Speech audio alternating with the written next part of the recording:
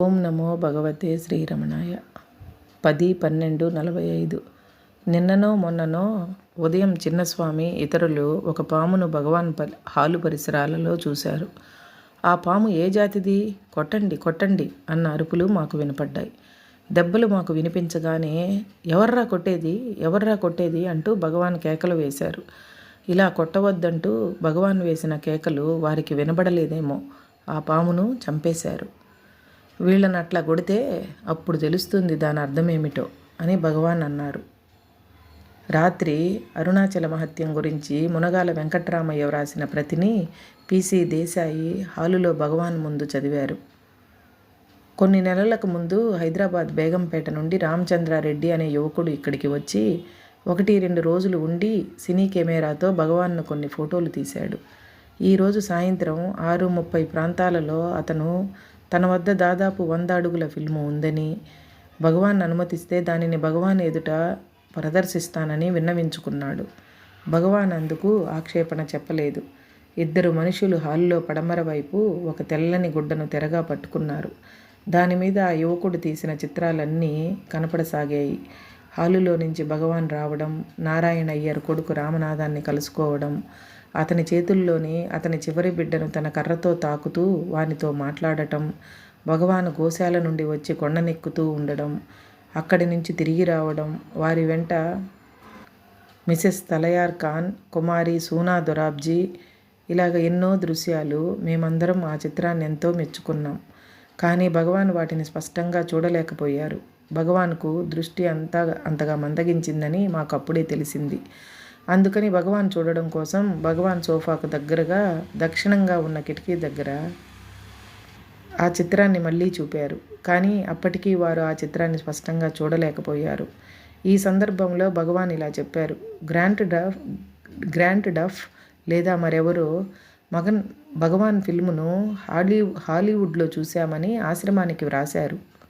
దానిని గురించి మాకేమీ తెలియదు. కానీ ఎవరో వచ్చి నేను కొండ మీద తిరుగుతున్నప్పుడు ఆ ఫోటోలు తీసి ఉండాలి అన్నారు.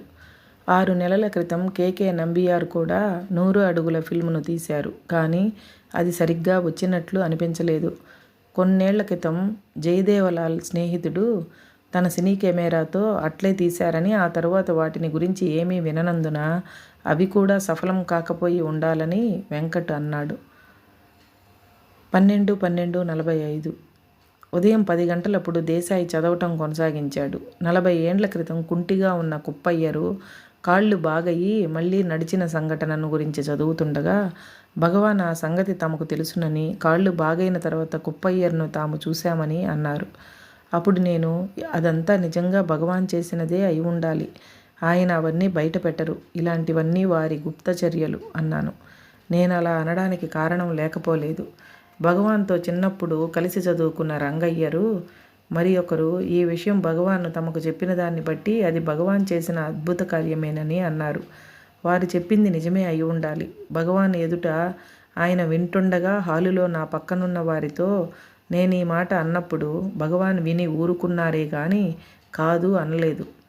కొండపైన ఉన్నప్పుడు జరిగిన ఒక సంఘటన గురించి నాతో ఒకసారి భగవాన్ ఇలా అన్నారు. ఒక రాత్రి ఒక ఆమె ఏదో వీధికి తనను తీసుకుని వెళ్ళమని ఒక బండివానిని కుదుర్చుకునింది. ఆ బండివాడు కావాలని ఆమెను దారి తప్పించి కొండ దగ్గరగా తీసుకువెళ్ళి ఆమె దగ్గర ఉన్న నగలను దోచుకోవడానికో లేక ఆమెను బలాత్కారించడానికో ఆమె మీదకు రాబోయాడు. అప్పుడు 2 రక్షక భటులు అక్కడికి వచ్చి ఆ బండివాడిని బెదిరించి ఆమె చేరవలసిన చోటికి చేర్చారు.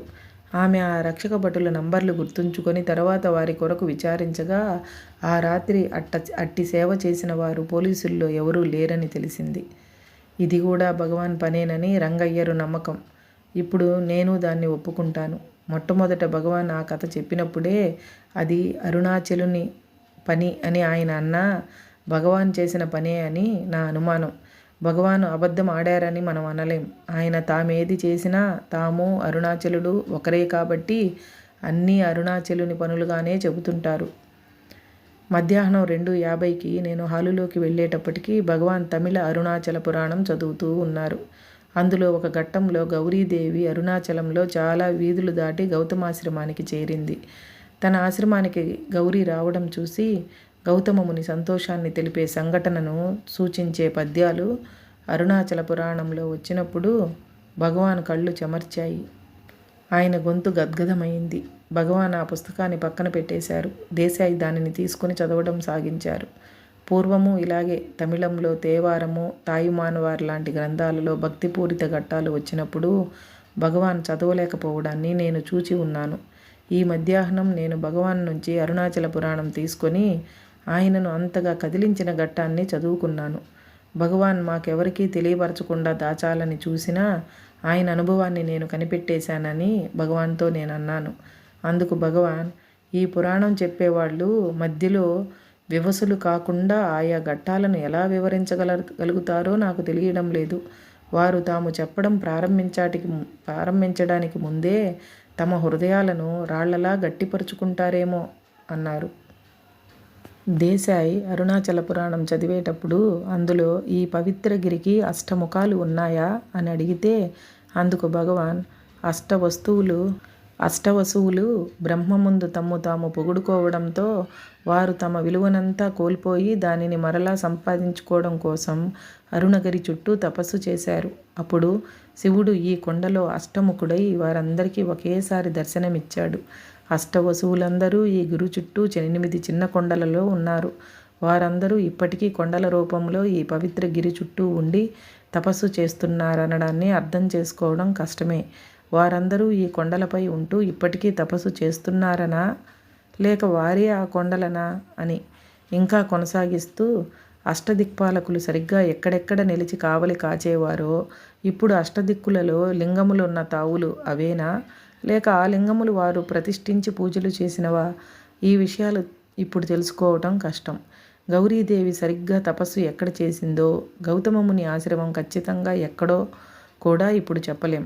కానీ ఒక విధంగా పవళకుండ్రు, దుర్గగుడి, పచ్చయమ్మన్ కోవిల్ ఆ ప్రాంతాలలో ఆమె తపస్సు చేసి ఉండవచ్చునని, గౌతమముని ఆశ్రమం కూడా ఆ ప్రాంతాలలోనే ఉండి ఉండవచ్చునని చెప్పవచ్చు. అసలు పవళకుండ్రు పైననో ఆ పరిసరాలలోనో మొదట ఉండిన గుడి అదృశ్యమైనట్టు తోస్తుంది. కారణం బహుశా టిప్పు దండయాత్ర వల్ల కావచ్చు. ఇప్పుడు అక్కడ ఉన్న గుడి కట్టి 50 ఏళ్లే అయింది. ఆ పవళకుండ్రుకు పెద్ద గుడి ఉత్తరపు గోడకు మధ్య ఒక పాత ఫిరంగిని చూశాను. టిప్పు సుల్తాన్ ఫిరంగిని పవళకుండ్రు దగ్గర ఉంచి అక్కడ ఆనాడు కోటగా ఉపయోగపడుతున్న గుడి ఉత్తరపు గోడను పడగొట్టడానికి యత్నం చేసినట్లు అనిపిస్తుంది. ఆ ఫిరంగి గుండ్ల గుర్తులు ఇప్పటికీ ఆ ఉత్తరపు గోడపై ఉన్నాయి. భగవాన్ చెప్పిన ఈ వృత్తాంతమే గవర్నమెంట్ వారికి కూడా తెలిసి వారు ఆ ఫిరంగిని తీసుకువెళ్ళి ప్రాచీన అవశేషంగా ఉంచారు. 11వ తేదీ రాత్రి భగవాన్ ఫిల్మును ముందు చూడకుండా ఉండిన వారి కోసం భోజనాల గదిలో ఈ సాయంత్రం 6:30 గంటలకు మళ్ళీ ప్రదర్శించారు.